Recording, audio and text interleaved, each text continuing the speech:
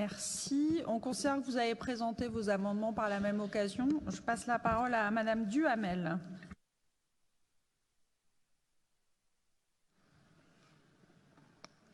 Madame le maire, chers collègues, la présente délibération vise en page 76 à autoriser Madame le maire à déterminer les tarifs de stationnement. Nous vous avions suggéré le 30 septembre dernier de retirer la délibération portant extension de la tarification du stationnement payant dans notre ville, avec effet en début d'année prochaine pour 2 de nos quartiers, laquelle nous semblait tout à la fois impréparée, précipitée et entachée d'injustice. Singulièrement au moment où le pouvoir d'achat de nos concitoyens est érodé et le sera plus encore par la ponction annuelle de 120 € du tarif résident à 300 €.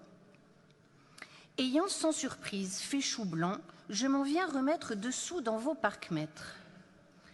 À la veille de l'entrée en application de cette mesure, le flou demeure dans l'ombre du loup, en l'absence remarquée de la délibération tarifaire qui nous avait été annoncée le 30 septembre dernier. Monsieur Jacques Richir, maire adjoint, a précédemment évoqué des études préalables à la mesure d'extension, notamment dans le quartier Bois-Blanc. Qu'en est-il des autres quartiers concernés? Les véhicules équipés du système de lecture automatique des plaques d'immatriculation dit LAPI sont-ils ou seront-ils mis à contribution pour analyser efficacement les usages des automobilistes stationnant dans notre commune? Qu'en est-il également de l'avis de la MEL que vous avez dû réglementairement consulter? S'il n'a pas encore été obtenu, quel en est le terme, express ou tacite? Pour mémoire, la consultation doit réglementairement avoir lieu 1 mois avant la délibération. Il pourra notamment être fort instructif de lire l'avis de notre métropole sur la cohérence entre les zones que vous tariferez et son projet de tramway qui semble les contourner. Quid de la grille tarifaire? Un cas par cas a été évoqué en commission.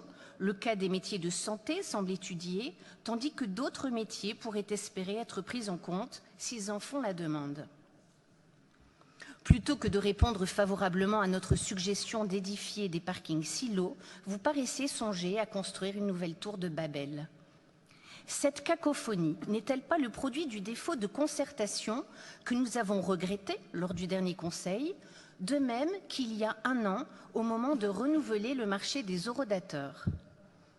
Quand engagerez-vous un dialogue constructif avec les différents collectifs de quartier, les experts de la mobilité, les associations de commerçants, la Chambre de commerce et d'industrie et celle des métiers, compte tenu des effets pour les entreprises et leurs salariés, mais aussi nos 2 communes associées d'Elem et de Lomme, qui certes ne seront pas tarifées, mais subiront inévitablement un phénomène de déplacement périphérique du stationnement.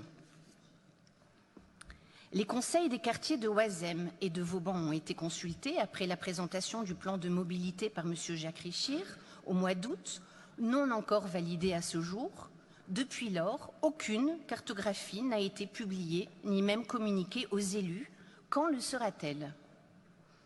Cette manifeste impréparation nous conduit à suggérer de rechef un report de la mise en œuvre de votre projet de tarification d'1 semestre, c'est-à-dire compte tenu de l'été qui suivra au mois de septembre 2023, ce délai étant mis à profit pour parachever les consultations et informer notre Conseil de leurs résultats.